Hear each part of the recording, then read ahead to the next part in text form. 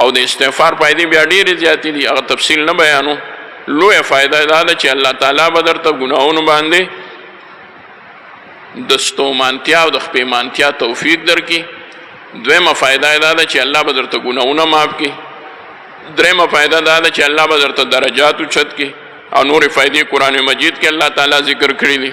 دعاګانې پې بنده غوښتی شي، مال کې پې برکت راځي، دا ټولې خبرې دي.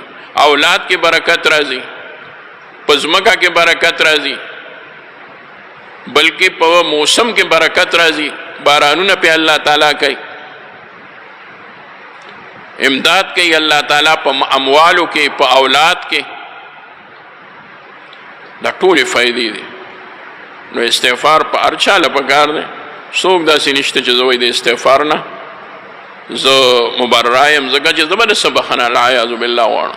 چې انبیاء علیهم السلام د هغو مبارک حیات طیبه مکمل د معاصیو نه پاکو، شایبه د ګناه د هغې نه وه شوې، هغه یې غوښتلې.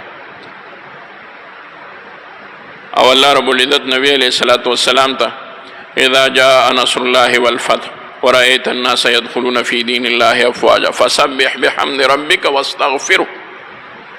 پس ته تسبیح وایه، پاکي بیانوه د رب خپل، او بخښنه غواړه د هغه نه، طلب د بخښنې کوه د هغه نه.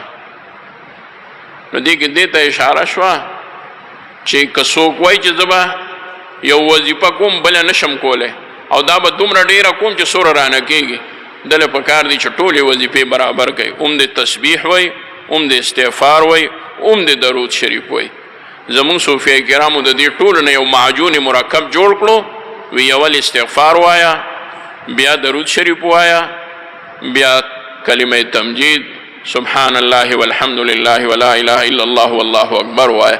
دا ټول پکې رالل. پکې استغفار راغی، پکې درود شریف راغی، پکې تسبیح راغی، پکې تحمید راغی، پکې تکبیر راغی.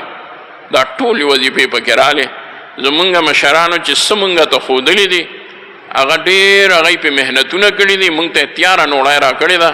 مونږ له دې الله رب العزت د دغه روحاني غذا نه د ډېرو نه ډېرو د خوړو او د مړېدو توفیق را نصیب کړي.